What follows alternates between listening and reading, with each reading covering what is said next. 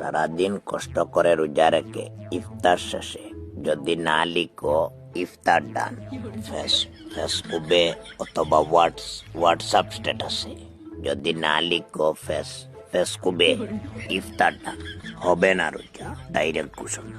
তিতারে দেখছত নি তোরে একদিন কইছি তুই আইডিয়ার উপরে তর্ক করা ছাড়ি দে। হইলাম না ডান না লাগলে রোজা হইতো না, সব বেকার। কিলে হইত তুই নিজে একটু আইডিয়া লাগাইয়া দেখস না। তুই আইডিয়া না লাগাইয়া আইডিয়ার উপরে তর্ক কর দে। আর এটা তোর স্বভাব হইতেছে, মানুষ দুইজন দেখলে জেসা মাত্র ঢুকে না বুঝে আইডিয়ার উপরে তর্ক করে। এখন পাইছ রে আমি তো আর অস্বীকার করছি না রে, আমি কইছি ইনস্টাগ্রামও লেখলে হইব। ও আবার কিতার লাগে তর্ক করতে। হইলাম না ইনস্টাগ্রাম হইতো না। ইনস্টাগ্রাম তোর স্ট্যাটাস দেখতো তোর ফলোয়ার্স আছে, তোর এটা সব টিফেক ফলোয়ার্স। সেও সিনও করতো না, বেকার যেটা নষ্ট সেও জানতো না তুই এর লাগে ইনস্টাগ্রাম হইতো না। আরে ইনস্টাগ্রাম কস না, এখানে ইনস্টাগাও কইতে কে খানো গাও হইতে চাইলো। গ্রাম আবার কিতার ইংলিশ